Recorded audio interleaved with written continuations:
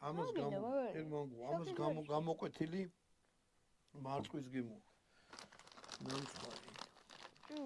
აი და მია. ძალიან გემრიელი. მე გემოს ვერ გავუკეთე. და სიტყვობას მისცემს. ეს არის კლასიკური. ხო, მარწყვის გემო აქ. აუ, ამაში შუაში რაღაცა კრემიანი რამეა ეს. ნამწყარი ჩაგვიჭე? ვიცი. ვიცი რა. წაგან გავშევჭამე და გემრიელი.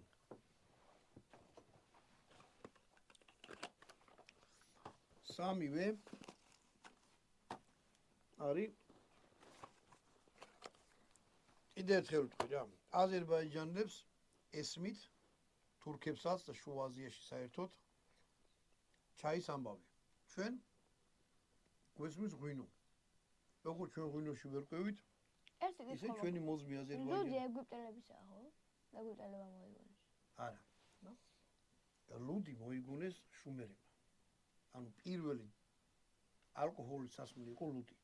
მერე ღვინო და მერე უკვე არაყი. არაყი დიდი ხანი არ არის მოიგონეს.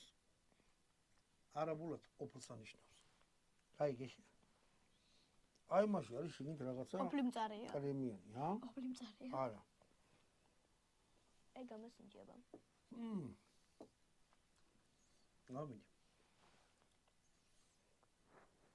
არაფერი იმაზეა მოვიდეთ ტყეში. ნამცხვარსა და ჩაისენი. აი ეს ჭაკბიში და მერე მიაყოლეს. ჭაკბი როგორ ჭამე? ხომაგალია. გემრიელია ყველა. მოკლედ, წარმატებას უსურვებ, ვინც გაიმარჯვებს და მოიგებს